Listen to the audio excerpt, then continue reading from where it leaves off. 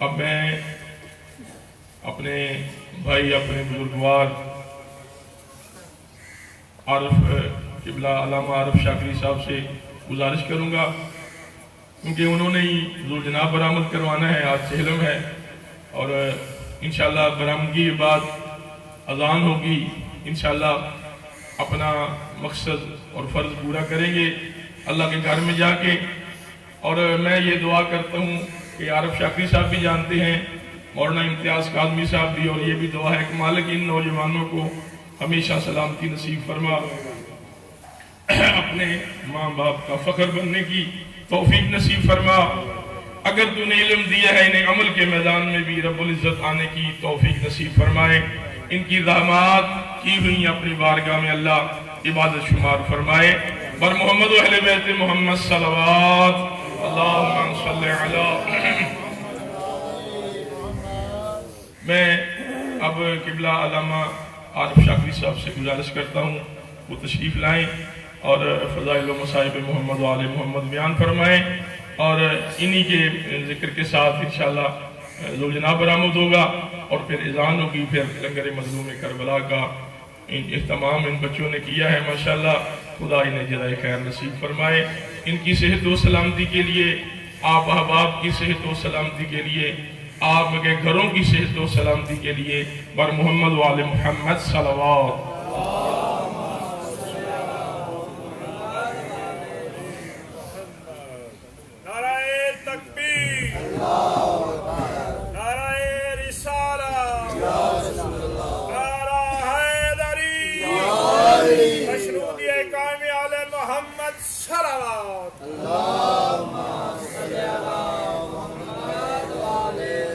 ماشاءاللہ لا حول ولا قوة الا باللہ العلی العظیم۔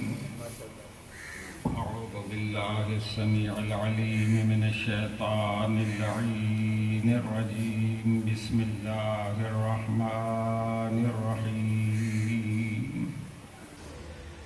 الحمد للہ الذی لا یبلغ مدحته القائلون ولا يحصي نعماءه العادون، الذي ليس لصفته حد محدود ولا نعت موجود، ثم الصلاة والسلام على الرسول المسدد المصطفى الأمجد، أعني أبا القاسم محمد، اللهم صل وعلى آله الطيبين الطاهرين المعصومين المنتخبين المنتجبين، الذين أذهب الله عنهم الرجس وطهرهم تطهيرا،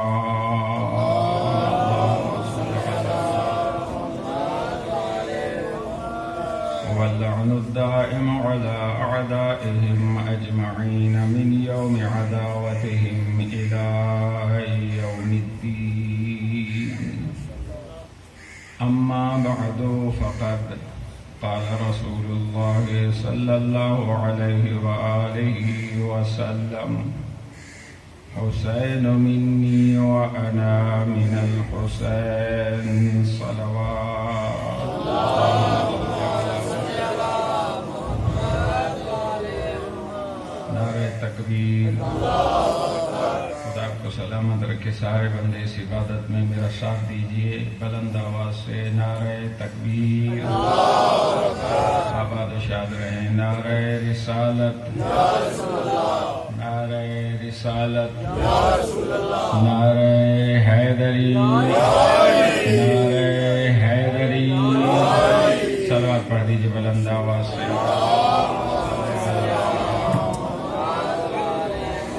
دوستان محترم، بزرگان ملت، جس حساب سے مجھے وقت دیا گیا ہے اس حساب سے میرے پاس 40 منٹ بچتے ہیں۔ انشاءاللہ اگر آپ کے ذہن میرے ذہن کے ساتھ جڑ گئے اور آپ کی توجہات میرے ساتھ رہیں تو انہی 40 منٹوں کے اندر انشاءاللہ جو میرا مقصد تھا حاضری کا وہ پورا ہو جائے گا۔ میرے دوستوں، بڑی مشہور و معروف حدیث مبارک، پیغمبر اکرم کی حدیث ہمارا بچہ بچہ، اس حدیث مبارک سے آگاہ ہے۔ حسین منی و انا من حسین، حسین مجھ سے ہے اور میں حسین سے ہوں۔ یہ تقریباً ہماری مجالس میں یہ حدیث مبارک پڑھی جاتی ہے، سامعین سنتے بھی ہیں، لیکن صرف اتنا ہی ٹکڑا پڑھا جاتا ہے۔ حالانکہ حدیث صرف اتنی نہیں ہے بلکہ پورا قصیدہ ہے میرے مولا حسین کی شان کا۔ سلامت رہیں، بس آپ میرے ساتھ ہو گئے انشاءاللہ۔ صاحب ینابع المودت علامہ قندوزی حنفی نے اپنی کتاب ینابع المودت میں لکھا کہ پیغمبر خاتم اپنے منبر پہ خطبہ فیض ارشاد فرما رہے تھے۔ ظاہری سی بات ہے، پیغمبر اکرم کا خطبہ، اس میں قرآنی آیات کی تلاوت ہے، احکام الہی بیان ہو رہے ہیں، شریعت کے رموز و اسرار سمجھائے جا رہے ہیں۔ خطبے کے دوران اچانک وہ دروازہ، وہ واحد دروازہ جو مسجد میں کھلتا تھا، وہ دروازہ کھلا۔ چشم فلک نے یہ منظر دیکھا جسے صاحب ینابی نے قلم بند کیا۔ ایک معصوم نواسا معصوم قدم اٹھاتا ہوا وہاں آنا چاہتا ہے جہاں نانا خطبہ ارشاد فرما رہے تھے۔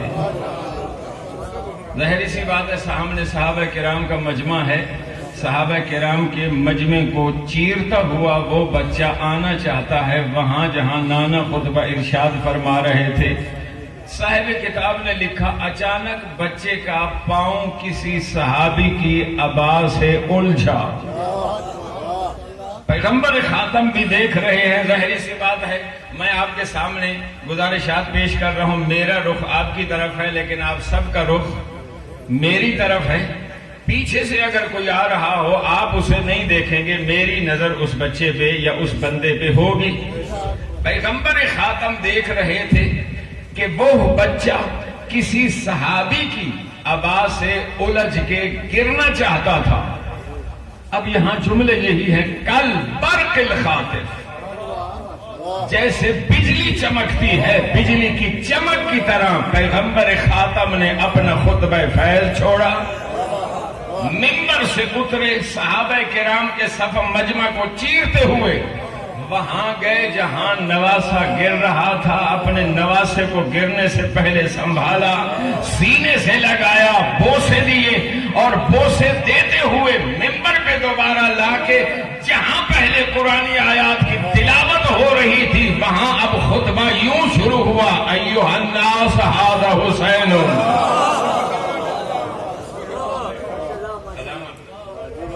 اے لوگو پہچانو یہ میرا حسین ہے، فاعرفوہ، اس کی معرفت حاصل کرو، وفضلوہ، اور اس کی فضیلت کا اقرار کرو، وانصروہ، اور اس کی مدد بھی کرنا جب اسے مدد کی ضرورت پڑے۔ یہاں پہ ختم نہیں ہوئی بات، پھر پیغمبر خاتم نے آگے بڑھایا سلسلہ گفتگو کو، فرمایا لوگوں جانتے ہو یہ کون ہے؟ یہ وہ ہے ابو ہو فی الجنہ، اس کا باپ جنتی ہے، ام ہو فی الجنہ، اس کی ماں جنتی ہے، اخو ہو فی الجنہ، اس کا بھائی جنتی ہے، اخت ہو فی الجنہ، اس کی بہن جنتی ہے، ام ہو فی الجنہ، اس کا چچا جنتی ہے، امت ہو فی الجنہ، اس کی پھوپھی جنتی ہے، جد ہو افضل من جد یوسف ابن یعقوب، اس کا دادا یوسف ابن یعقوب سے افضل ہے، وَأَنَا جَدُّهُ فِي الْجَنَّةِ، میں اس کا نانا جنتی ہوں، جدتُهُ فِي الْجَنَّةِ، اس کی نانی جنتی ہے۔ سننا جملہ، فرمایا مُحِبُّهُ فِي الْجَنَّةِ، اس کا چاہنے والا بھی جنتی ہے۔ بات یہاں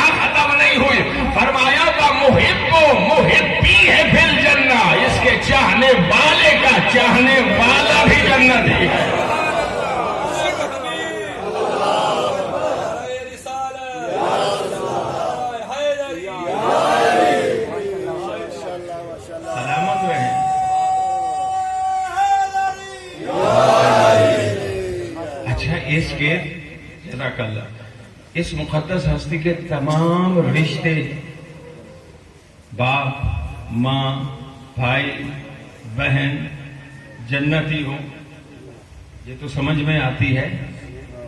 اس گھر کا تو بچہ بچہ نور کا، اس گھر کا تو ہر فرد پاک طاہر۔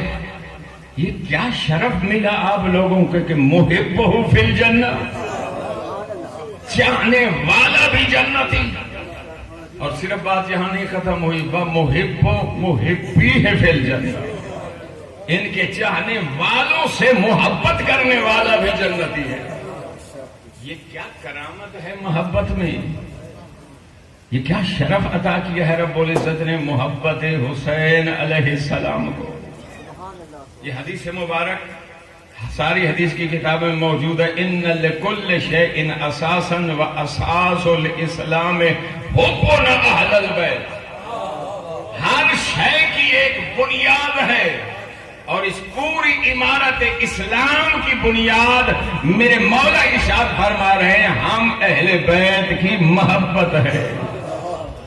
یہ کوئی معمولی سرمایہ نہیں ہے آپ لوگوں کے پاس۔ میں کہا کرتا ہوں اترایا کرو، فخر کیا کرو کہ اللہ نے ہمیں محبت اہل بیت جیسی عظیم نعمت عطا فرمائی ہے۔ ایک شخص مولا کی خدمت میں آ کے عرض کرتا ہے، مولا بہت تنگ دست ہوں، غربت بڑی ہے، کیا کروں؟ مولا نے فرمایا ٹھیک ہے، مشکل حالات آ جاتے ہیں، لیکن اپنے آپ کو فقیر اور نادار نہ کہا کر۔ مولا کیسے نہ کہوں، زمینی حقائق ہیں، رزق کی تنگی ہے، صبح کا بندوبست کرتا ہوں، دوپہر کی فکر ہوتی ہے، دوپہر کا کہیں سے بندوبست ہوتا ہے، پھر شام کے بارے میں سوچ رہا ہوتا ہوں۔ مولا نے مسکرا کے فرمایا پھر بھی اپنے آپ کو غریب نہ سمجھا کر، فقیر نہ سمجھا کر، آخری بندے تک توجہ چاہتا ہوں۔ عرض کرتا ہے مولا وہ کیسے؟ فرمایا ذرا اپنے دل میں جھانک کے دیکھ اور مجھے بتا تیرے دل میں ہم اہل بیت کی محبت ہے یا نہیں ہے؟ عرض کرتا ہے مولا آپ کی محبت کا تو سمندر موجزن ہے۔ فرمایا پھر یاد رکھ دنیا میں تجھ سے بڑا امیر کوئی نہیں ہے۔ یہ بہت بڑی دولت ہے آزاداران حسین کہ آپ کو محبت مولا حسین نصیب ہوئی ہے۔ آیت اللہ جوادی عاملی اپنے درس تفسیر میں ایک حدیث مبارک پڑھ رہے تھے کہ میرے چھٹے مولا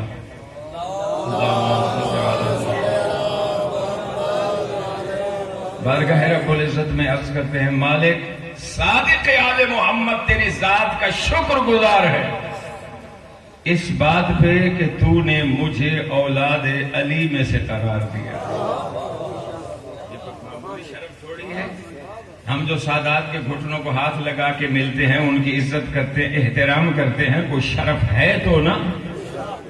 ہم وہاں یہ نہیں دیکھتے کہ اس کا عمل کیسا ہے، صرف اس بنیاد پر کہ یہ اولاد رسول ہے، اولاد علی ہے، احترام کرتے ہیں۔ اور یہی میرے چھٹے مولا بارگاہ رب العزت میں عرض کر رہے ہیں مالک تیرا شکر ہے کہ تو نے مجھے اولاد علی میں سے قرار دیا ہے۔ اس کے بعد سننے والا جملہ ہے، اس کے بعد عرض کی مالک اس سے بھی زیادہ شکر میں اس بات میں کرتا ہوں کہ تو نے اولاد علی ہونے کے ساتھ ساتھ مجھے محب علی بھی بنایا۔ کیا مطلب ہوا؟ محبت علی، محب علی ہونے کا درجہ اولاد علی ہونے سے اونچا ہے۔ کسی صحابی نے پوچھ لیا مولا ہم تو یہ سمجھتے تھے کہ جو اولاد علی ہے اس کا بڑا مرتبہ ہے، اس کی بڑی شان ہے، آپ اس سے بھی زیادہ مرتبہ دے رہے ہیں محبت علی کو۔ توجہ چاہتا ہوں، میرے مولا نے ہلکا سا تبسم چہرے پہ لا کے اسے بڑے آرام سے جواب دیا، او بندے خدا بات واضح سی ہے، لِأَنَّ وِلَادَتِي عَنْهُ علیہ السلام فضل من اللہ، میرا علی کے گھر میں پیدا ہونا اس میں میرا کمال نہیں ہے، یہ اللہ کا فضل ہے۔ وَأَنَّ مَحَبَّتِي لَهُ علیہ السلام فضل من اللہ، میرا علی سے محبت کرنا یہ فضل الہی نہیں ہے، فرض الہی ہے۔ اللہ نے محبت علی اللہ نے مجھ پر فرض کر دی ہے۔ اور سچی سی بات ہے، سامنے کی بات ہے किसी के घर में पैदा होना अपने इख्तियार में है। कोई बच्चा तय कर ले जी मैंने जी किसी गरीब के घर तो पैदा होना ही नहीं है, मैंने किसी अमीर के घर पैदा होना है। अगर ऐसी चॉइस होती बच्चों के पास पैदा होने से पहले तो कोई भी गैर सैयद के घर पैदा होना चाहता ही ना। हर बच्चा यही लिख के एप्लीकेशन देता, मालिक मुझे किसी सैयद के घर में पैदा कर। हो सकता है नहीं मेरे दोस्तों, यहाँ टोटली तौर पे इंसान बिल्कुल मसलूबुल इख्तियार है, बे इख्तियार है। ये उस करीम रब के हाथ में है जिसे जहां चाहे पैदा कर दे, जिसे चाहे यहूदी के घर में पैदा कर दे। आराम आराम से एक जुमला कहता हूं, अगर दिलों में उतर गया तो इंशाअल्लाह एक फजीलत का रुख भी सामने आ जाएगा। ये उसकी मर्जी है जिसे जहां चाहे पैदा कर दे, जिसे चाहे यहूदी के घर में पैदा कर दे, जिसे चाहे नसरानी मजूसी ईसाई के घर में पैदा कर दे, जिसे चाहे मुस्लिम के घर में पैदा कर दे, जिसे चाहे काफिर के घर में पैदा कर दे, जिसे चाहे हिंदू के घर में पैदा कर दे, जिसे चाहे अमीर के घर में पैदा कर दे, जिसे चाहे गरीब के घर में पैदा कर दे, जिसे चाहे अपने घर में पैदा कर दे।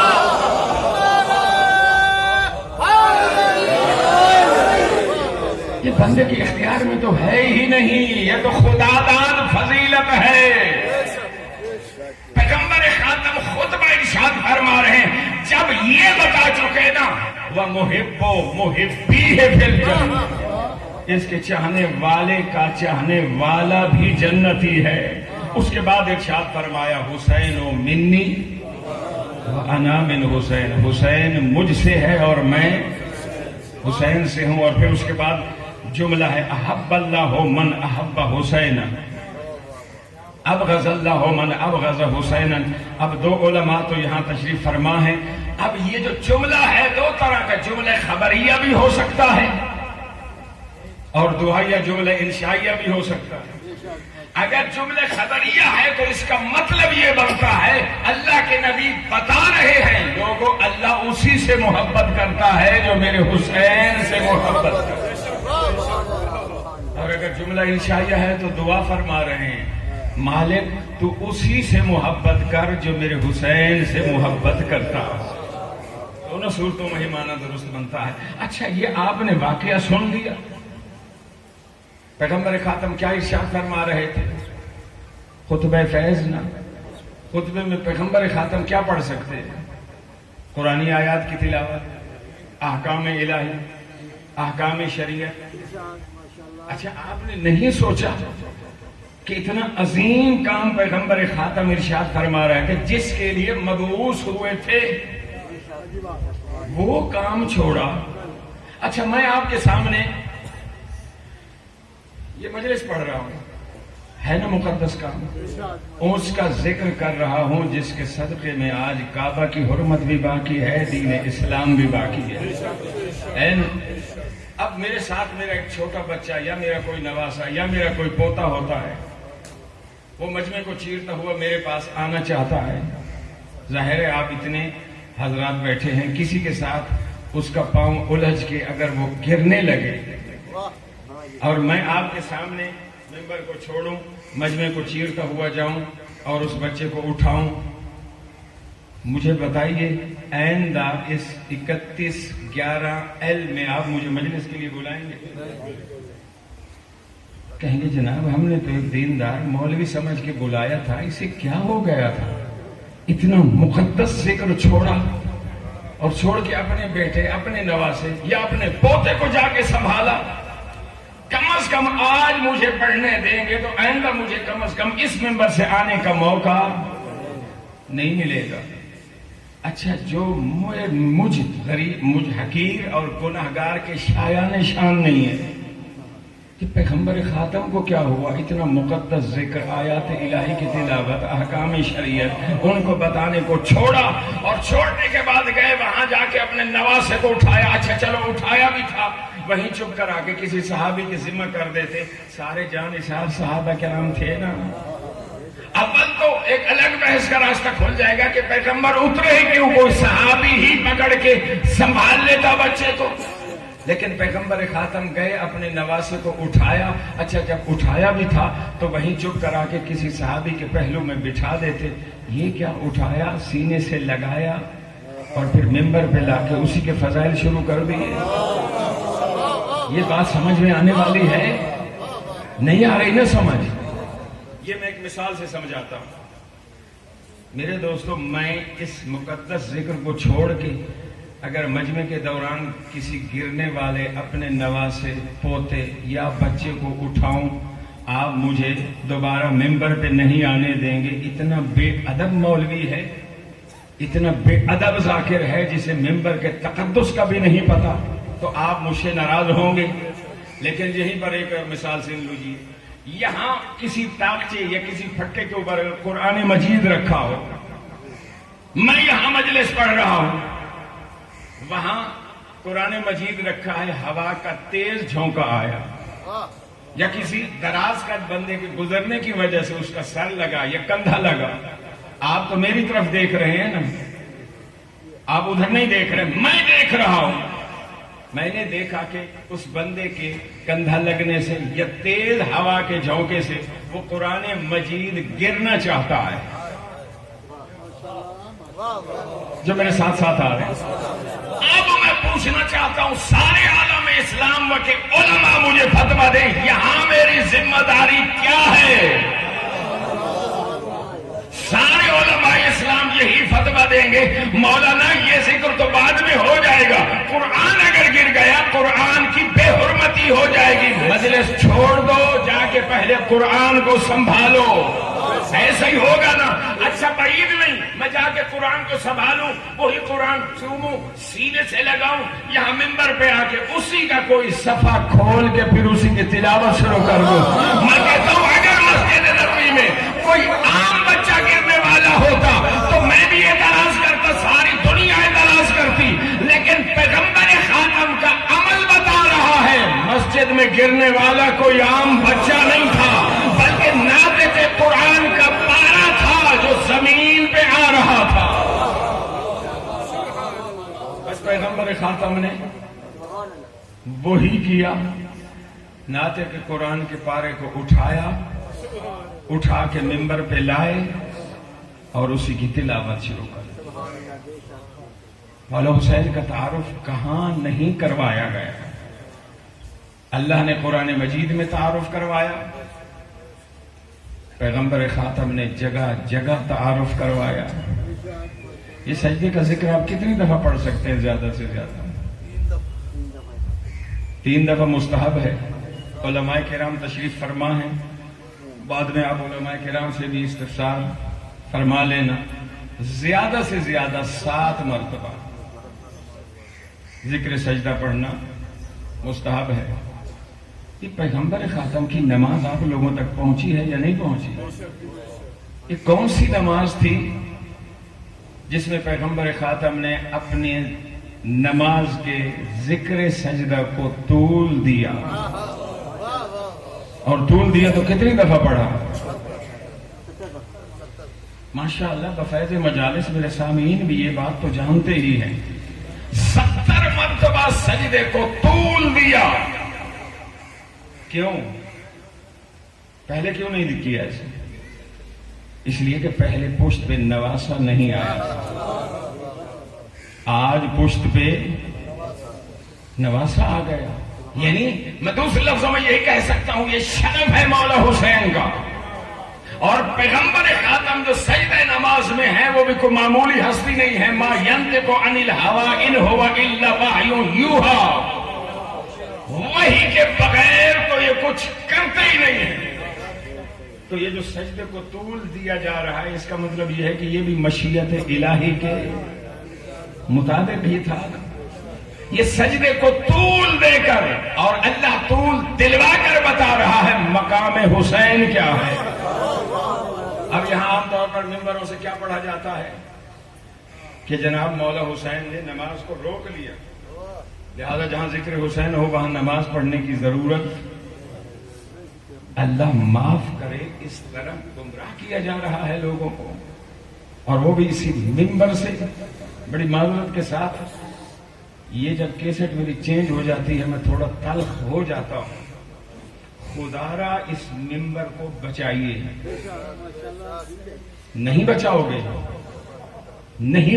تو یقین کریں جو ممبر پہ آ کے گمراہ کر رہا ہے جیسے وہ لٹکا دیا جائے گا قیامت والے دن سارے سامعین بھی لٹکائے جائیں گے. یہ وعدہ ہے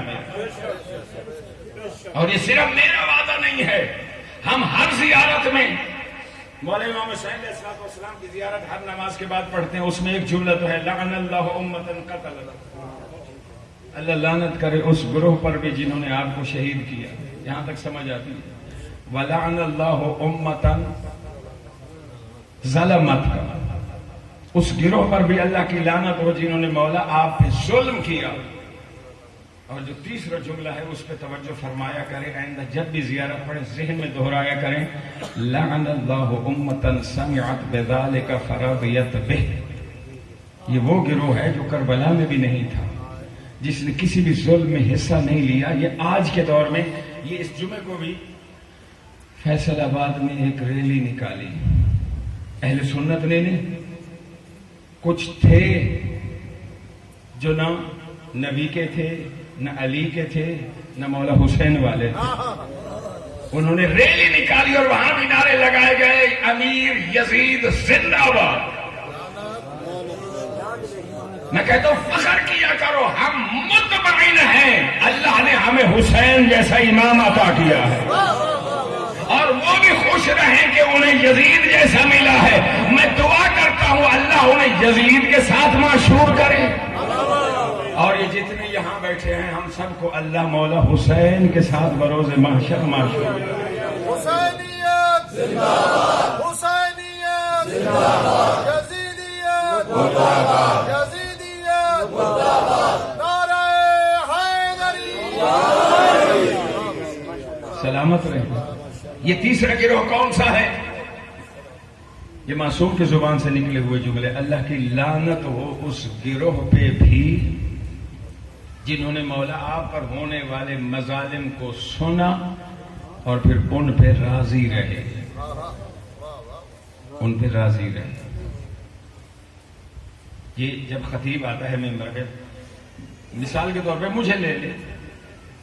اب یہاں تو دو علماء کے درمیان مجھے پڑھنا پڑ رہا ہے, تو بڑا ایک جیسے کہتے ہیں نا ایک ہیبت سی تاری ہوتی ہے. ظاہر علماء کا اپنا ایک مقام ہے, احترام ہے. میں اگر غلط پڑھوں میں تو پکڑا ہی جاؤں گا, لیکن آپ لوگ اگر سمجھ رہے ہیں کہ یہ غلط پڑھ رہا ہے اور آپ خاموش رہے تو یہ تیسرا گروہ. اللہ کی لعنت ہو ان لوگوں پر مولا جنہوں نے آپ کے مظالم سنے اور پھر اس پہ راضی رہے. یہ قبلہ قاضی غلام مرتضیٰ صاحب خدا انہیں کروٹ جنت نصیب کرے, وہ متحدہ علماء بورڈ میں تھے. وہ فرماتے تھے جب بحث ہو رہی تھی ایک مرتبہ انہی لوگوں کے بارے میں جو ممبروں پہ آ کے شرک بیان کرتے ہیں بنام مولا حسین, بنام مولا علی ابن ابی طالب, تو قبلہ صاحب فرماتے تھے خدا انہیں غریق رحمت فرمائے. وہ فرماتے میں نے وہاں سب کے سامنے بیٹھ کر کہا کہ جناب یہ جو اس طرح بیان کر رہے ہیں ان کا مذہب شیعہ سے کوئی تعلق نہیں ہے. کہتے میں تو یہ بات کہہ کے مطمئن ہو گیا, اور کسی حد تک ہونا بھی ایسے ہی چاہیے تھا کہ برات کا اعلان کیا جائے ایسے لوگوں سے جو لوگوں کے عقائد خراب کرتے ہیں. لیکن قبلہ صاحب کے الفاظ تھے کہ میں اس وقت بالکل انگشت بدندہ رہ گیا, میرے پاس جواب کوئی نہیں بنا. جب دیوبندی حضرات میں سے ایک عالم نے کھڑے ہو کر کہا مولانا ہم آپ کی یہ بات مان لیں گے کہ جو ممبر پہ آ کے غلط باتیں کرتے ہیں بلا شبہ آپ کے کہنے مطابق ان کا مذہب شیعہ سے تعلق نہیں ہے, لیکن قبلہ صاحب یہ بتائیے وہ ایک بندہ آپ نے مذہب سے نکال دیا, یہ جو آگے ہزاروں لوگ ہاتھ اٹھا کے داد دے رہے ہوتے ہیں ان کو آپ کس کھاتے میں ڈالیں گے؟ قبلہ صاحب فرماتے ہیں میں خاموش ہو گئے. اس ممبر کو بچائیے. آپ کو بتاؤں اس ممبر کی عظمت میرے چوتھے مولا نے یزید کے دربار میں پیش کی. خطبہ پڑھیے آپ, مقتل کی کتب آج کل تو ماشاءاللہ اردو میں بھی دستیاب ہے. اب ایک روایت ہے وہیں جب لٹا ہوا قافلہ پیش ہوا ہے یزید کے دربار میں, وہاں کا یہ خطبہ ہے.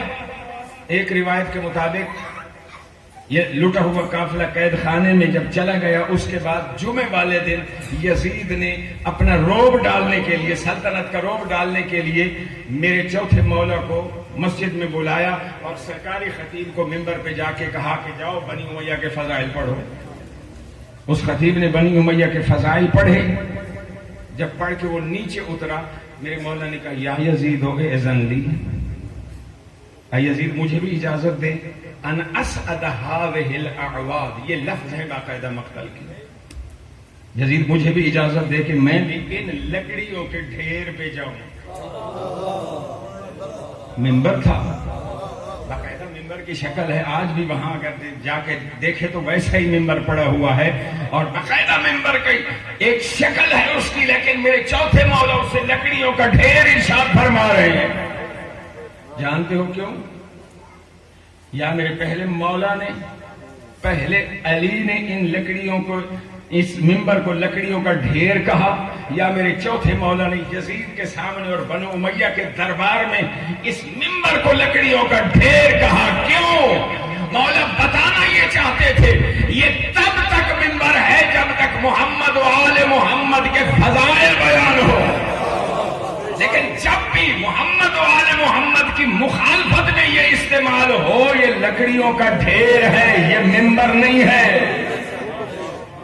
اور پھر وہاں روایات میں جملے ملتے ہیں کہ وہیں پر یزید کا بیٹا معاویہ بھی بیٹھا ہوا تھا، اور سچی بات یہی ہے یہ معاویہ محب اہل بیت تھا، اس کا ٹیچر بڑا اچھا تھا، جس کی وجہ سے، اور وہ بھی لوگوں کو بھڑکا رہا تھا کہ میرے باپ سے کہو اجازت دے دے، یہ ایک قیدی، مجبور قیدی جس کے گلے میں خاردار توق ہے، ہاتھوں میں ہتھکڑیاں ہیں، پیروں میں بیڑیاں ہیں، یہ کیا کر سکتا ہے؟ وہاں یزید جیسے دشمن خدا، دشمن رسول نے کہا تمہیں نہیں پتا یہ اس خاندان کا فرد ہے، زق العلم زقن زقا، یہ اس خاندان کا فرد ہے جنہیں علم ایسے بھرایا گیا ہے جیسے پرندہ اپنے بچے کو چوگ دیتا ہے۔ تو وہاں میرے مولا نے، پورا خطبہ نہیں پڑھنا میں نے، میری منزل اور ہے، وہاں میرے مولا نے منبر پہ جا کر جب اجازت مانگی تو میرے مولا نے کیا جملہ کہا؟ ان اتکلم بکلام فیہ رضا اللہ ولہؤلاء الجلساء فیہ اجر و ثواب، یعنی گویا کہ وہاں شام کی جامع مسجد میں مولا اس منبر کا نصاب معین فرما رہے ہیں، آخری بندے تک میرا میسج جانا چاہیے۔ مولا فرماتے یزید مجھے بھی اجازت دے میں منبر پہ جاؤں اور جا کر ایسی گفتگو کروں جس گفتگو میں اللہ کی رضا ہو اور سارے بیٹھنے والے سننے والوں کے لیے اجر اور ثواب ہو۔ اب یہ منبر کا نصاب معین ہو گیا ہے یا نہیں؟ جی میرے دوستو، اس منبر کو بچائیے، یہی وہ منبر ہے جس سے ہم نے توحید کو بھی سمجھنا ہے، شریعت کو بھی سمجھنا ہے، حلال کو بھی سمجھنا ہے، حرام کو بھی سمجھنا ہے، سارے احکام شریعت اس منبر سے ہم نے سمجھنے تھے۔ اور اگر یہ منبر آ گیا نااہلوں کے ہاتھوں میں، مجھے پتا ہے ان باتوں پہ نعرے نہیں لگتے، سچی بات ہے، میں پنڈی تک پڑھ کے آیا ہوں، کہیں بھی نعرے نہیں لگے۔ نعرہ تکبیر، نعرہ رسالت، نعرہ حیدری، نعرہ خسنودی محمد و آل محمد بلندر صلوات۔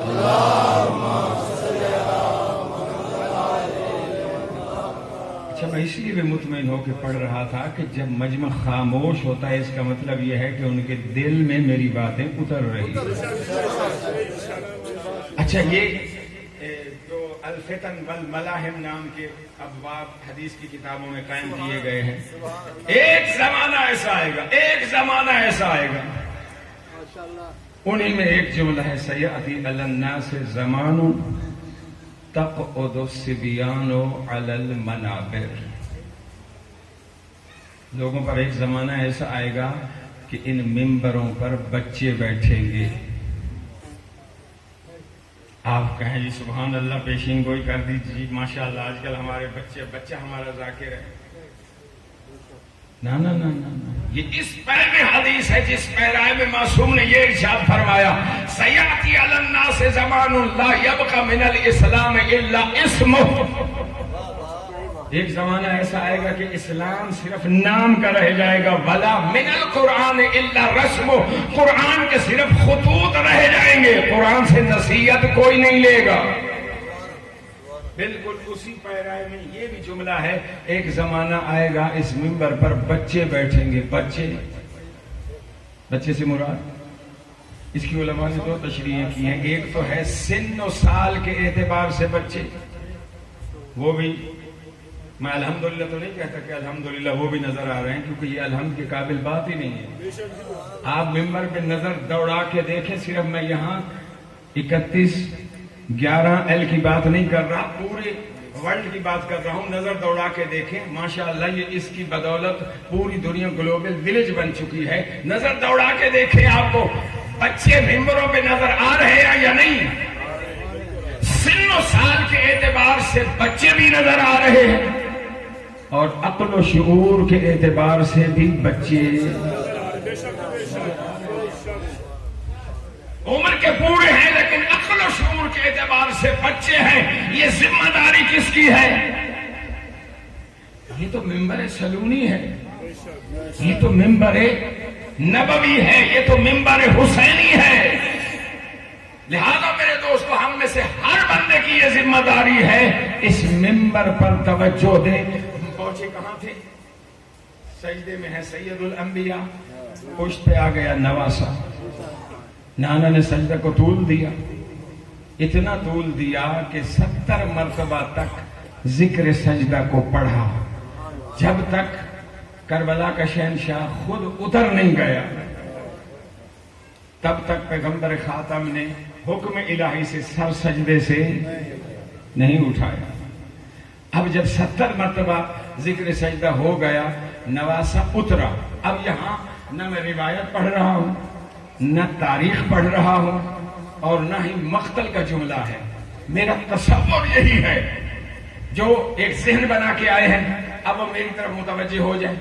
میرا تصور یہی ہے، جب نانا نے نواسے کے لیے سجدے کو اتنا طول دیا نا، نواسا پشت سے اترا، چشم تصور میں نے دیکھا، نواسا کھڑا ہوا کہہ رہا ہے، نانا تو نے میری عظمت بتانے کے لیے سجدے کو اتنا طول دیا کہ ذکر سجدہ کو 70 مرتبہ پڑھا، لیکن نانا جتنا بھی طول دیا تو نے سجدے سے سر اٹھایا تو،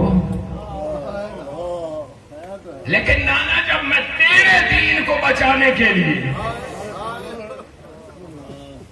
کربلا کے دشت میں سر سجدے میں رکھوں گا، نانا رکھوں گا تو خود،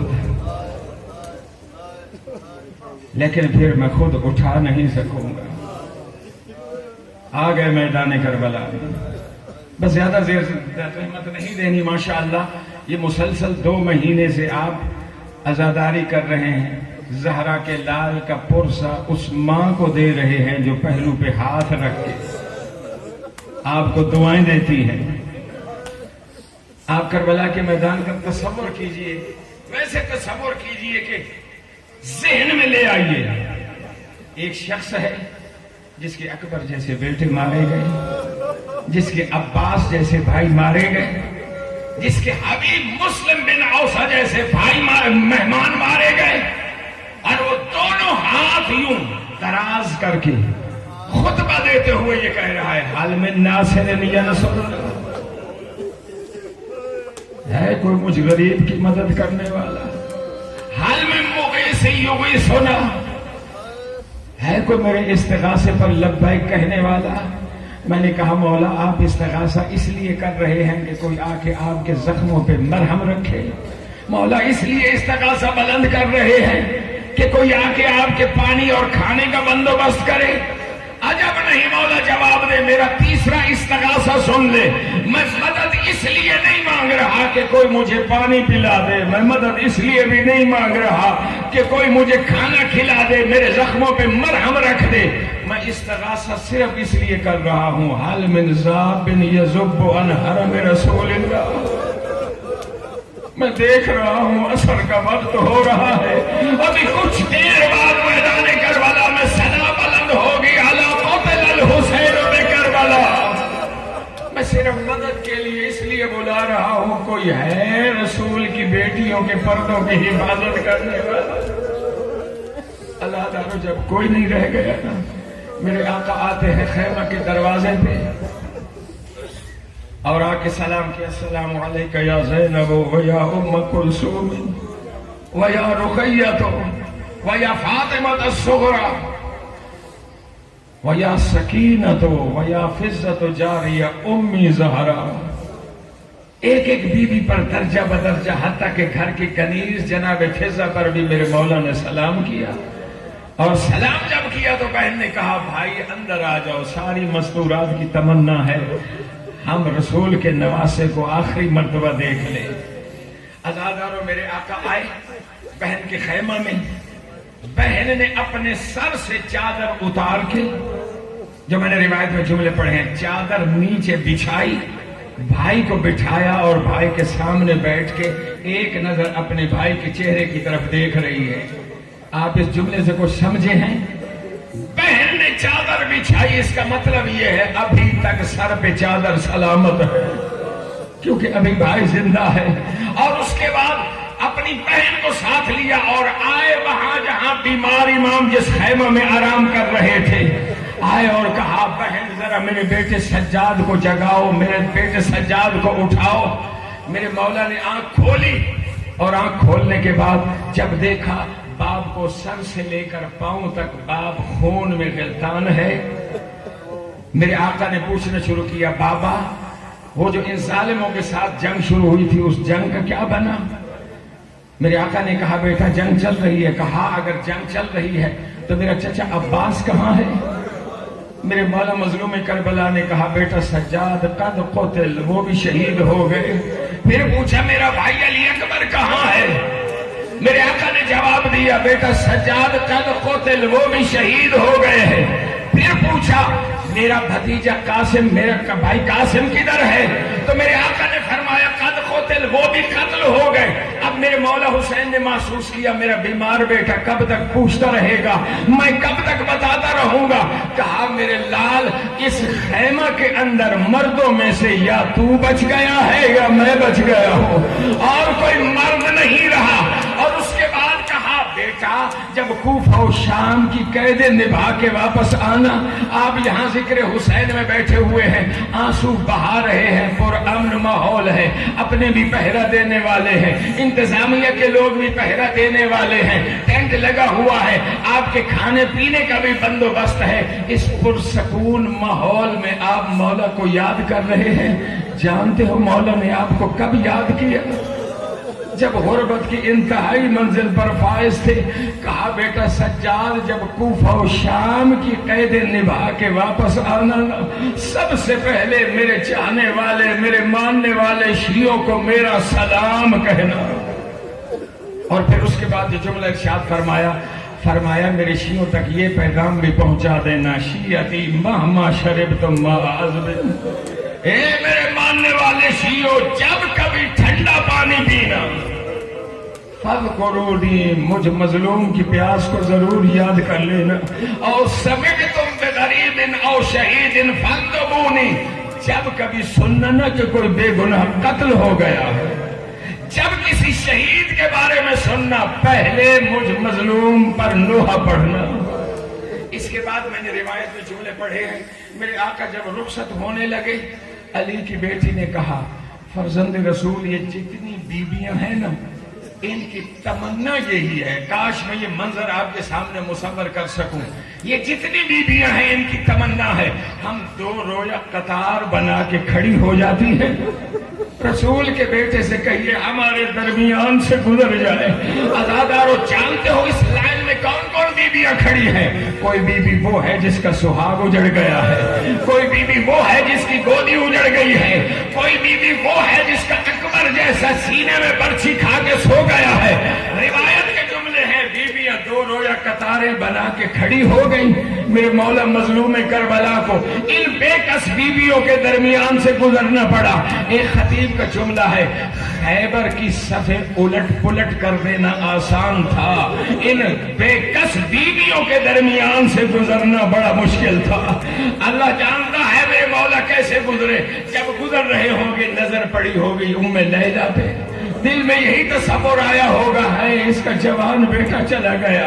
ام فرما کے چہرے پہ نظر گئی ہوگی, تصور یہی ہوگا اس کا یتیم بھی اب اس دنیا میں نہیں رہا. آزاد اور ودا کر کے میرے آقا جب خیمہ کے دروازے سے باہر آئے نا, یہاں بڑا درد بھرا جملہ نہیں کہوں گا, ایک درد بھری کیفیت علماء مقتل نے لکھی ہے. باہر نکلے رہوار کی لگام میں ہاتھ ڈالا, فنظر یمینا ونظر شمالا. میرے آقا نے پہلے دائیں دیکھا پھر بائیں دیکھا اور پھر ایک جملہ بے اختیار زبان سے نکلا, واہ غربتا, ہائے حسین کی غربت. میرے مولا مظلوم کربلا ایک ایک شہید کو سوار کراتے رہے, لیکن جب مولا کی باری آئی کوئی سوار کرانے والا نہیں تھا. جب واہ غربتا کی آواز بلند کی, عزادارو علی کی بیٹی نے چادر تطہیر کا پردہ بنا کے خیمہ کے دروازے کے باہر آ کے کہا, بھائی غربت کے ہو کے کیوں دیتے ہو, یہ بہن جو حاضر ہے. بہن نے بھائی کو سوار کرایا. اب میرے آقا کہہ رہے ہیں, اے میرے رہوار صبح سے تو میرے ساتھ مسلسل میدان میں آ بھی رہا ہے جا بھی رہا ہے, بس یہ آخری باری ہے, اب وفا دکھا دے. رہوار کو ایک مرتبہ بھی ایڑ لگانا چاہتے ہیں, رہوار نہیں چل رہا. دوسری مرتبہ بھی ایڑ لگانا چاہتے ہیں, رہوار نہیں چل رہا. تیسری مرتبہ جب ایڑ لگائی میرے آقا نے کہا, رہوار آخری وقت بے وفائی کر رہے ہو, بس آخری منزل ہے, اب میرا ساتھ دے دو. وہ بول تو سکتا نہیں تھا نا جانور, بس اپنے سر سے اشارہ کیا اپنے قدموں کی طرف. جب میرے مولا نے اپنے رہوار کے قدموں کی طرف دیکھا, 4 سال کی بچی ہے, رہوار کے قدموں سے لپٹ لپٹ کے یہ کہہ رہی ہے, میرے بابا کے ذوالجنا, اے میرے بابا کے رہوار, میرے بابا کو میدان میں نہ لے جا. صبح سے دیکھ رہی ہوں میرے چاچا بھی پانی کا وعدہ کر کے گئے تھے, واپس نہیں آئے تھے. عزادارو جب میرے مولا نے دیکھا نا کہ 4 سال کی بچی ہے جو رہوار کے قدم نہیں چھوڑ رہی, میرے آقا اترے, اپنی اس لخت جگر کو اپنی گود میں لٹایا. جو میں نے جملے پڑھے ہیں آرام آرام سے اگر سمجھ میں آ گئے تو انشاءاللہ عبادت کے لیے یہی کافی ہو جائیں گے. میرے آقا نے اپنی اس لخت جگر بیٹی کو جیسے ہی گود میں لٹایا نا, سکون آیا بچی کو. بچی کی آنکھ لگ گئی. مقتل میں جو علماء نے کیفیت بیان کی ہے, عجیب حالت ہے بچی کی, لیٹی ہے سکون آیا, ادھر آنکھ لگتی ہے پھر بھڑک کے اٹھ بیٹھتی ہے, پھر آنکھ لگتی ہے پھر بھڑک کے اٹھ بیٹھتی ہے. میرے مولا حسین نے کہا, بیٹا آپ کو سکون سے نیند آئی تھی پھر اچانک کیسے اٹھ گئی؟ کہا, بابا میں کیا کروں, جب آنکھ لگی میں نے خواب میں دیکھا, میری دادی زہرا مجھے خواب میں آ کے کہتی ہے, بیٹا میرے بیٹے حسین کو جانے دو, حسین کے وعدے کا وقت قریب آ گیا ہے. عزادارو چلے ہیں میرے مولا حسین, بس میں ختم کر رہا ہوں بیان. چلے ہیں جب میدان کربلا کی طرف, جناب فضا جو خیمہ کے دروازے پہ کھڑی تھی, میرے مولا حسین کو جاتا دیکھ کر, اور 3 حملے کیے ہیں میرے مولا حسین نے. روایت میں یہ جملے ملتے ہیں, اس طرح علی کے بیٹے نے حملے کیے کہ اللہ جانتا ہے لشکر یزید کی فوجیں دارالامارہ, کوفہ کے دارالامارہ سے جا کے فوجیں ٹکراتی تھی. ادھر مولا حسین حملے کر رہے تھے, ادھر خیمہ کے دروازے پہ جناب فضا کھڑی ہو کر کہہ رہی تھی, اے علی کی بیٹیوں جلدی خیمہ کے دروازے پہ آؤ. تم پوچھا کرتی تھی نا ہمارا بابا خیبر میں کیسے لڑا تھا, اگر بابا کی خیبر کی جنگ دیکھنا چاہتی ہو اپنے بھائی حسین کے حملے دیکھو. میرے مولا حملے کر رہے ہیں, حملہ بھی کرتے جا رہے ہیں اور یہی کہتے جا رہے ہیں, ظالمو اب کہاں جاتے ہو, تم نے میرے اکبر کو بھی مار ڈالا, تم نے میرے عباس کو بھی مار ڈالا, تم نے میرے قاسم کو بھی مار ڈالا. پھر اچانک رکابوں پر زور دے کر زین پر کھڑے ہو کر کہتے تھے یا ابطال الصفا و یا فرسان الحجا، اے مارکہ اس جنگ کے شہ سوارو، اے میرے جانثارو، میں پہلے ایک آواز دیتا تھا، تم میں سے ہر بندہ لبیک کہتا تھا، ما لکم انادیکم فلا تجیبونی، پہلے ایک آواز میں ہر طرف سے لبیک کی آواز آتی تھی، آج میں تمہیں آواز دے رہا ہوں، تم میں سے کوئی جواب نہیں دیتا، اور پھر خود ہی ارشاد فرماتے تھے تم کیسے جواب دو، تمہیں موت نے جو مجبور کر دیا ہے۔ عزادارو ایسے بڑھ بڑھ کے حملے کر رہے تھے، یا اچانک ہاتف غیبی کی ندا آئی، یا ایتھا النفس المطمئنہ ارجعی الی ربک راضیۃ مرضیہ۔ عزادارو بس اس صدا کا آنا تھا، میرے مولا نے اپنی تلوار کو نیام میں ڈالا، بس تلوار کا نیام میں آنا تھا۔ عزادارو اب دل تھام کے یہ چند جملے سن لیجئے گا، وہ ظالم جو دور دور بھاگ چکے تھے وہ سارے سمٹ سمٹ کے آنے لگے۔ عزادارو جس کے ہاتھ میں تلوار ہے وہ تلوار سے وار کر رہا ہے، جس کے ہاتھ میں نیزہ ہے وہ نیزے سے وار کر رہا ہے، جس کے ہاتھ میں تیر ہے وہ تیر سے وار کر رہا ہے۔ عزادارو جس کے ہاتھ میں کچھ نہیں ہے نا، وہ کربلا کی گرم ریت اٹھا اٹھا کے زہرا کے لال پہ پھینک رہا ہے۔ عزادارو اتنے میں میرے آقا زین ذوالجناح پہ ڈگمگانے لگے، اللہ کرے میرا یہ جملہ آپ لوگوں تک پہنچ جائے، اتنے میں زہرا کا لال زین ذوالجناح پہ ڈگمگانے لگا۔ عزادارو یہ ابھی ابھی محرم گزرا ہے، آپ جلوس لے کے نکلتے ہیں، جلوس کی کیفیت کیا ہوتی ہے؟ آگے آگے علم لے کے یہ تعزیہ لے کے کچھ لوگ جا رہے ہوتے ہیں، پیچھے ماتمیوں کا حلقہ ہوتا ہے، سب سے آخر میں نوحہ خان نوحہ پڑھ رہے ہوتے ہیں۔ ایسی ہوتا ہے یا نہیں ہوتا؟ ماتمی ماتم کر رہے ہیں، نوحہ خان نوحہ پڑھ رہے ہیں، وہ جو علم لے کر یہ تعزیہ لے کر جو آگے آگے چل رہے ہوتے ہیں ان میں سے کسی کو ٹھوکر لگتی ہے، اس کے پاؤں ڈگمگاتے ہیں، نتیجے میں وہ علم گرنے لگتا ہے یا وہ تعزیہ گرنے لگتا ہے۔ یہ شبیہ ہے نا، اصل تو نہیں ہے۔ ان شبیہوں کو بھی جب آپ گرتا دیکھتے ہیں، اے میرے ماتمی نوجوانوں مجھے بتاؤ ماتم کرتے رہو گے؟ اللہ جانتا ہے، میں نے اپنی آنکھوں سے یہ منظر دیکھا ہے، ماتمی ماتم بھول جاتے ہیں، نوحہ خان نوحہ پڑھنا بھول جاتے ہیں، سارے توڑ کے اس علم کو یا مولا کی زری کی شبیہ کو سہارا دیتے ہیں۔ عزادارو میدان کربلا میں زہرا کے لال سے گھوڑے پہ سنبھلا نہیں جا رہا، زہرا کا لال ڈگمگانے لگا ہے۔ اے عزادارو چلو گے میدان کربلا میں؟ زہرا کے لال کو کوئی سہارا دینے والا ہے؟ ارے کوئی اور پہنچے نہ پہنچے، جنت البقیہ سے میرا تصور یہی ہے، ماں آئی ہوگی، ماں نے اپنی چادر دراز کر کے کہا ہوگا میرے لال، ماں کی گودی حاضر ہے۔ بس آخری جملے اور آپ کی زحمت تمام۔